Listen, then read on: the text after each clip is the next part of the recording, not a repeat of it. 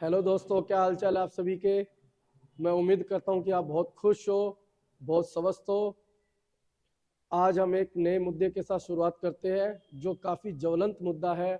भारत की जो main stream media है, social media, print media, electronic media, इसके अलावा जो सरकार के पक्ष के लोग हैं या सरकार में विपक्ष के लोग हैं या कोई भी आम आदमी, आम भारतीय के लिए जो सबसे ज़्यादा मुद्दा इस समय चर्चा में है, चाहे वो चाय की दुकान से लेके रेडी पटरी कहीं पे भी आप देखोगे, एक मुद्दा छाया हुआ है, राम मंदिर, राम मंदिर, राम मंदिर।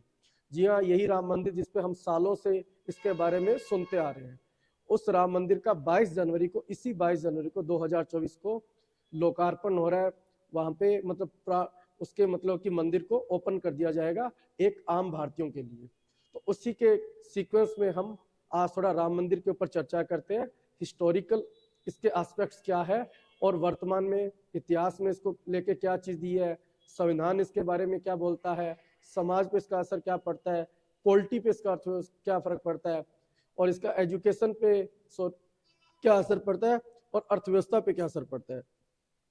तो आओ हम सबसे पहले स्टार्ट करते हैं राम मंदिर की इतिहास की। देखो, भारत के अंदर सभी प्रकार के धर्मों के लोग रहते हैं। जैसे कुछ हिंदू मतानुयायी जो हिंदू धर्म को फॉलो करते हैं, कुछ इस्लाम को फॉलो करते हैं, कुछ सिख को फॉलो करते हैं, कुछ यहूदी भी है यहाँ पे, कुछ बौद्ध धर्म को फॉलो करने वाले हैं, जैन धर्म को फॉलो करने वाले हैं, पारसी भी है। कुल मिला के भाव ये है कि भारत विश्व का एकमात्र ऐसा देश है जो कि पूरे विश्व के सभी धर्म, एकमात्र पूरे विश्व में भारत ऐसा देश है जहाँ पे रहते हैं बहुत शांतिपूर्ण तरीके से, भाईचारे के हिसाब से। आज से नहीं, ये सदियों से रह रहे हैं। इसलिए भारतीयों का ये एक प्रकार से जीवन शैली है कि भारतीय लोग बिल्कुल प्यार मोहब्बत से रहते हैं। जहां भी जाते हैं वही अपना मना लेते हैं। विदेश में भी जाएंगे तो अपनों जैसे रहेंगे। दिवाली विदेश में मनाएंगे तो विदेशी भी इनको देख के दिवाली मनाने लग जाते हैं। ये भारतीयों का स्वभाव है। ठीक है। इसी क्रम में जो यहाँ पे जो अधिकांश लोग हैं, माना जाता है 2011 की जनगणना के हिसाब से लगभग 80% भारतीय है जो हिंदू धर्म को फॉलो करते हैं, यानी हिंदू धर्म में विश्वास रखने वाले लोग हैं। तो हिंदू धर्म में विश्वास करने वाले लोगों के लिए एक दो महाकाव्य है जो हिंदुओं को, और हिंदू का बच्चा बच्चा मतलब इस चीज से वाकिफ है। हर घर में हर व्यक्ति, महिला, पुरुष, बुजुर्ग, बच्चे इन दो महाकाव्यों से मतलब हमेशा दिन प्रतिदिन चीजों से जुड़े रहते हैं। उसमें एक है रामायण, एक है महाभारत। रामायण और महाभारत। तो हम इन दो महाकाव्य में आज चर्चा करेंगे रामायण की। तो रामायण है, रामायण का सीधा सा मतलब ये भगवान राम के बारे में इसके ऊपर प्रकाश डाला गया है। तो भगवान राम के बारे में इसके अंदर, रामायण के अंदर ये दिया गया है कि जो उत्तर प्रदेश का अयोध्या जगह, अयोध्या जो सरयू नदी के तट पर बसा हुआ शहर है, अयोध्या में भगवान श्री रामचंद्र जी का जन्म हुआ था। तो हम पहले दिन से ही, हम भारतीय की ये धारणा है कि अयोध्या में भगवान राम का जन्म हुआ था। जैसे कि मैं भी अपनी बात करूं तो मेरे को बचपन से घर से यही है कि भगवान राम जी का जन्म अयोध्या में हुआ था। और यही बात लगभग हर जो अपने आसपास के लोग हैं उनके भी मन में यही बात है। तो ये सब ठीक है, चीज अच्छे से चल रही थी। किंतु अब आगे चल के जब यहाँ पे भारत के अंदर मध्यकाल आता है, मध्यकाल में कुछ इंडिया से बाहर के कुछ लोग इंडिया के अंदर आते हैं और इंडिया के अंदर आने के बाद इंडिया के ऊपर नियंत्रण कर लेते हैं और इंडिया के सुल्तान, सल्तनत या शासक वर्ग वही बन जाते हैं। तो इसी काल में एक काल आता है मुगल काल। तो मुगल काल के एक शासक थे जिनका नाम था बाबर। बाबर, तो बाबर के काल में बाबर के एक सेनापति थे मीर बाकी। तो मीर बाकी ने बाबर के काल में उस राम मंदिर, यहाँ पे जो राम जी की पूजा होती थी, राम मंदिर था, उसको तोड़ के उसके ऊपर मस्जिद बनाई थी जिसका नाम बोला जाता है बाबरी मस्जिद। और वो आज तक बाबरी मस्जिद के नाम से मशहूर है। तो हिंदू लोगों का ये मानना है, हिंदू धर्म अनुयायियों का ये मानना है कि पहले यहाँ राम मंदिर था, बाबर आया, बाबर ने इसको तोड़ा, उसकी जगह मस्जिद बना दी। तो इस जो यहाँ के इंडिया के अंदर जो मुसलमान लोग हैं, जो इस्लाम धर्म को फॉलो करते हैं, उन लोगों ने इस चीज को दावे से खारिज कर दिया। उनका ये तर्क है कि यहाँ आदि अनादि काल से, जब से बाबर ने यहाँ पे मस्जिद बनाई है, यहाँ से शुरुआत से मस्जिद है। तो इन दोनों लोगों का एक तर्क था कि यहाँ पहले मंदिर था, मस्जिद बन गई। दूसरे लोगों का ये मानना है कि यहाँ हमेशा से मस्जिद है। तो ठीक है, इसी कड़ी के अंदर इसी इसी कड़ी के अंदर ये मामला चलता रहा। कभी इस लोगों ने कुछ बोल दिया, कभी इन लोगों ने बोल दिया, बात आई आती चली जाती, आई गई होगी। किंतु इसके अंदर जब देश में 1947 में हम आजाद हुए, आजादी के बाद 1992 के अंदर एक यहाँ पे इंडिया के अंदर बहुत महत्वपूर्ण घटना घटित होती है, जो पूरे विश्व को अपना ध्यान आकर्षित करवाती है। वो घटना ये थी कि जो हिंदू मतानुयायी थे, जो हिंदू धर्म को फॉलो करने वाले लोग थे, उन कुछ लोगों ने, कुछ दलों ने, उसमें कुछ राजनीतिक दल भी है, सामाजिक सांस्कृतिक दल भी है, उन लोगों ने मिलके बाबरी मस्जिद को डिमोलिश कर दिया, मतलब उसका विध्वंस कर दिया। और जैसे ही उन्होंने विध्वंस कर दिया, पूरे देश के अंदर हिंदू मुसलमान के अंदर एक प्रकार से बहुत ही तनावपूर्ण स्थिति पैदा होगी, जिससे पूरे भारत के अंदर सांप्रदायिकता फैली। और उसके बाद भारत में राजनीति के अंदर सांप्रदायिकता बिल्कुल डायरेक्ट रूप से प्रभावित करने लगी, हर चुनाव में, छोटे से लेकर बड़े चुनाव तक। तो ये देखो 1992 में कुछ हिंदू राजनीतिक संगठनों द्वारा बाबरी मस्जिद का विध्वंस किया गया और देश में सांप्रदायिकता फैलेगी। और इसी कड़ी में माननीय जो सुप्रीम कोर्ट है, सुप्रीम कोर्ट ने इस मामले की पूरी जांच करने के लिए A to Z, इसमें आखिर है क्या, दूध का दूध पानी का पानी करने के लिए एक पूर्व जज थे मनमोहन सिंह लिबरहान, जिनका नाम है मनमोहन सिंह लिबरहान, उनकी अध्यक्षता में एक जांच आयोग का गठन किया गया, जिसको बोला जाता है लिबरहान आयोग। लिबरहान आयोग ये यूपीएससी वालों के लिए, प्री के लिए इंपॉर्टेंट फैक्ट हो सकता है कि लिबरहान आयोग इसमें किससे संबंधित है सॉरी, या पीसीएस वाले विद्यार्थियों के लिए भी इंपॉर्टेंट हो सकता है कि लिबरहान आयोग किससे संबंधित है। तो जब ये लिबरहान आयोग हुआ, बाबरी मस्जिद का डिमोलिशन हुआ, तो भारत के अंदर एक जो खासकर जो इस्लाम के मानने वाले लोग हैं या मुसलमान धर्म को फॉलो करने वाले हैं, उनके दिमाग में ये बात कर गई, उन लोगों को ऐसे बताया गया बढ़ा चढ़ा के मीडिया के द्वारा, कुछ राजनीतिक दलों द्वारा, कि ये जो देश है इसके अंदर ऐसे मस्जिद तोड़ी जाती है, ऐसी तोड़ी जाती रहेगी, ये देश हिंदुओं का था, हिंदुओं का ही है, हिंदुओं का ही रहेगा। तो इस सब चीज में जो हिंदू मुसलमान के बीच खाई बढ़ने लगी, सांप्रदायिकता बढ़ने लगी, तो मामला ये सामने आ गया कि ये आज नहीं तो कल हिंदू राष्ट्र बनना ही बनना है।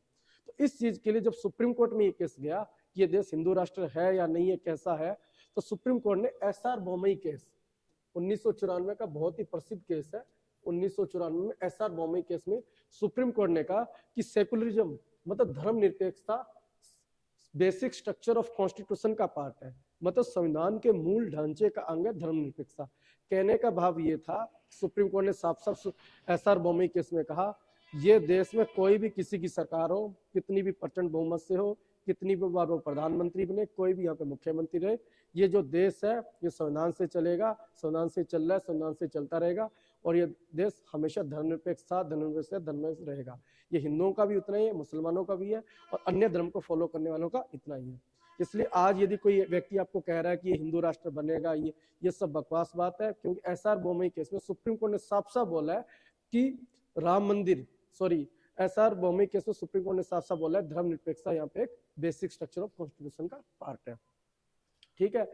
और जब इसी कड़ी में जो 2019 में सुप्रीम कोर्ट ने जो फैसला अभी दिया हाल ही में, उसमें सुप्रीम कोर्ट की 5 जजों की, जो 5 जज थे बैठे थे, उस बेंच ने ये फैसला दिया है कि यहाँ पे राम मंदिर निर्माण होना चाहिए।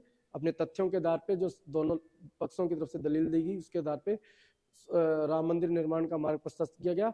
और जो इस्लाम को फॉलो करने वाले हैं, उसकी जो संगठन है सुन्नी वक्फ बोर्ड को 5 एकड़ जमीन दी गई, देने का आदेश दिया गया। उसमें कहा गया कि आप अपनी यहाँ पे मस्जिद बना सकते हैं, ठीक है। तो एक साथ में ये भी आपको मैं बता देता हूँ, ये यूपीएससी के GS फर्स्ट के लिए इंपॉर्टेंट है। जो भारत के अंदर जो मंदिर बनाए जाते हैं, मंदिर बनाने की 3 शैलियां हैं, ठीक है। एक है नागर शैली, एक है द्रविड़ शैली और एक बेसर शैली। नागर, द्रविड़ और बेसर शैली।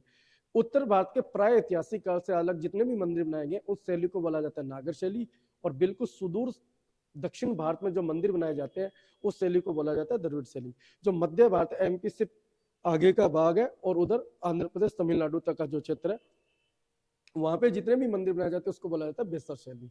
तो जो अभी क्वेश्चन आ जाता है यूपीएससी की प्री में या स्टेट पीसीएस की प्री में कि राम मंदिर निर्माण के अंदर कौन सी शैली से बनाया जा रहा है, तो आपका आंसर क्या होगा? नागर शैली, ना कि द्रविड़ शैली, ना कि बेसर शैली।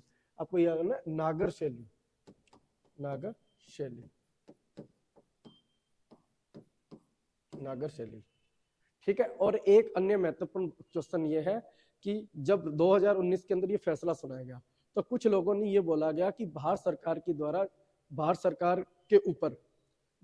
सरकार का जुडिशरी के ऊपर दबाव था। जुडिशरी ने इस बात पे आकर के राम मंदिर निर्माण का फैसला सुना दिया जबकि ऐसा होना नहीं चाहिए था। तो मैं उससे संबंधित कुछ तथ्य आपके सामने पेश करना चाहूंगा। तथ्य ये पेश करना चाहूंगा, जो विपक्ष ने आरोप लगाए हैं या सत्ता पक्ष ने ये बोला है कि हमने ऐसा कोई दबाव नहीं डाला, तो उसके लिए मैं आपको कुछ फैक्ट दे देता हूँ। उस फैक्ट के आधार पर आप इसका मूल्यांकन खुद कर सकते हैं कि इसमें सुप्रीम कोर्ट निष्पक्ष है या नहीं। मेरा तो ऐसा मानना है कि सुप्रीम कोर्ट बिल्कुल निष्पक्ष है, सुप्रीम कोर्ट ने ऐसा कुछ भी नहीं किया। फिर भी आप जो सुन रहे हो, आपकी हो सकता है राय मेरे से विचलित करने वाली हो, थोड़ा सा अलग और डिफरेंट हो, तो आपके लिए उसके सामने मैं कुछ फैक्ट रखता हूँ। फैक्ट मतलब ऐसे तथ्य जो मेरे खारिज करने से खारिज नहीं होंगे, ना आपके खारिज करने से खारिज होंगे। वो ये, जब सुप्रीम कोर्ट की जो 5 जजों की बेंच थी, जिन 5 जजों ने ये फैसला सुनाया था, पहले तो हमें ये पता होना चाहिए उसके अंदर 5 जज कौन कौन थे। एक तो ये था, इसके अंदर जो मुख्य न्यायाधीश थे, मुख्य न्यायाधीश थे रंजन गोगोई। अन्य 4 जज थे, एक थे शरद अरविंद बोबडे, एक थे DY चंद्रचूड़, और एक थे अशोक भूषण, और एक थे अब्दुल नजीर। मैं दोबारा बता देता हूँ, 5 जजों के अंदर पहले थे जो चीफ जस्टिस ऑफ इंडिया थे, वो थे रंजन गोगोई, एक थे शरद अरविंद बोबडे, एक थे DY चंद्रचूड़ जी, एक थे अशोक भूषण साहब, एक थे अब्दुल नजीर साहब। ये 5 जजों की बेंच ने राम मंदिर के निर्माण के लिए फैसला सुनाया था। तो अब इसके बाद मैं बता देता हूँ कुछ महत्वपूर्ण फैक्ट। जो यहाँ पे हमारे रंजन गोगोई साहब है, जो चीफ जस्टिस ऑफ इंडिया थे उस समय जो राम मंदिर का फैसला सुनाया, उसको इसके बाद जैसे इनकी रिटायरमेंट हुई, आपको पता होगा पॉलिटी में आप पढ़ते हो, सुप्रीम कोर्ट का जो जज होता है उसकी रिटायरमेंट की उम्र है 65 वर्ष। 65 वर्ष के बाद वो रिटायरमेंट हो जाते हैं। और उसके बाद कुछ भी संविधान में ऐसे मेंशन नहीं किया हुआ कि ये क्या करेंगे क्या नहीं किए, खाली ये कि वो वकालत नहीं कर सकते, ये इसमें जिक्र है। तो उसके अंदर ये दिया हुआ है कि जब रंजन गोगोई जब चीफ जस्टिस ऑफ इंडिया में जब रिटायरमेंट हुआ, उसके बाद जो मोदी सरकार है, बीजेपी सरकार है, एनडीए सरकार ने, इन्होंने रंजन गोगोई साहब को राज्यसभा का मेंबर बना दिया गया। रंजन गोगोई साहब को क्या बना दिया गया? राज्यसभा का सदस्य। जो शरद अरविंद बोबडे है, वो बाद में भारत के चीफ जस्टिस ऑफ इंडिया भी बने, उनको रिटायरमेंट के बाद बना दिया गया Maharashtra national law university, Maharashtra national law university Nagpur का चांसलर का पद दिया गया। और उसके बाद जो DY चंद्रचूड़ साहब है, वो वर्तमान में भारत के चीफ जस्टिस ऑफ इंडिया के रूप में सेवाएं दे रहे हैं। एक थे अशोक भूषण साहब, अशोक भूषण साहब को national company law appellate tribunal, national company law appellate tribunal का चेयरपर्सन बना दिया गया, चेयरपर्सन बना दिया गया। और जो एक अब्दुल नजीर साहब थे, जो माइनॉरिटी से मतलब इस्लाम बताने थे, उनको बना दिया गया रिटायरमेंट के बाद आंध्र प्रदेश का राज्यपाल। तो अब कुछ लोग ऐसे कह रहे हैं कि इन 5 जजों को पहले से पद ऑफर किया हुआ था, इन्होंने उसमें दबाव में आके यहाँ पे साइन मार दिए। और कुछ लोगों का ऐसा मानना है सत्ता पक्ष की ओर से, ऐसा हमने कुछ भी नहीं किया, जांच पड़ताल की, और जो हमने पद भी दिए हैं संविधान का कोई उल्लंघन नहीं है। इसके बारे में आपकी अपनी अपनी राय हो सकती है।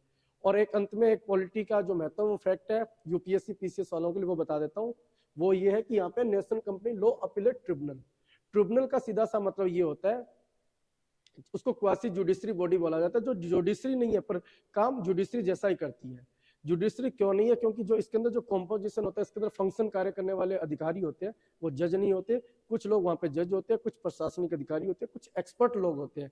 एक्सपर्ट मतलब जैसे कंपनी लॉ से रिलेटेड है तो किसी चार्टर्ड अकाउंटेंट को इसका मेंबर बना दिया, ठीक है। यदि एनजीटी मतलब ग्रीन एनवायरमेंट से रिलेटेड है तो एनवायरमेंट में स्पेशलिस्ट व्यक्ति को बना दिया, ठीक है। कोई वित्त से मामला जुड़ा हुआ ट्रिब्यूनल है तो कोई फाइनेंस में एक्सपर्ट व्यक्ति को मेंबर बना दिया। इसलिए इसके अंदर एक्सपर्ट होता है ताकि फैसले का स्पीडी जस्टिस हो। अतः national company law appellate tribunal का चेयरपर्सन किसको बना दिया गया? अशोक भूषण जी को। Okay, bye bye.